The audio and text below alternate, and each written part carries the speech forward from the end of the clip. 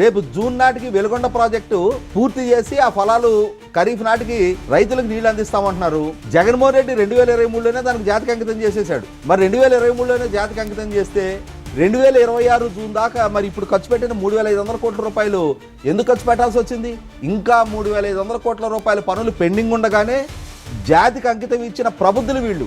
అంటే ఒంగోలు ప్రజలకి, ప్రకాశం జిల్లా మెట్ట ప్రాంత ప్రజలకు ఏమీ తెలియదు, వాళ్ళ అమాయకులు. నేను ఒక సభ పెట్టేసి ఆర్భాటంగా ప్రకటన చేస్తే పేపర్లో ఫుల్ పేజ్ యాడ్లు ఇచ్చేసుకుంటే వాటితోటే ప్రజలు ప్రభావితం అయిపోతారని చెప్పి 24 ఎన్నికల ముందు కుప్పంలో అప్పటికప్పుడు ఏదో తెచ్చి నీళ్ళు ఏదో కాలంలో పోసి మళ్ళీ గేట్లు పట్టిపోయారు. బ్రాంచ్ కెనాలు నీళ్లు నేను పారిస్తున్నా అని చెప్పని ఒక సినిమా సెట్టింగ్ చేసినట్టుగా వేసి మళ్ళీ సాయంత్రానికి ఆ గేట్ తీసుకొని లారీలో పెట్టుకొని తీసుకెళ్లారు. అంటే ఈ విధమైన డ్రామాలతోటి, ఈ విధమైన చౌకబారు ప్రచారాలతోటి, ఈ ట్వీట్లతోటి వీటితోటే నేను ప్రజలను ప్రభావితం చేయగలుగుతా, వీటితోటే మళ్ళీ నేను 2029 ఎన్నికలలో అధికారంలోకి రాగలుగుతాననే భ్రమంలో అతను ఉంటున్నాడు.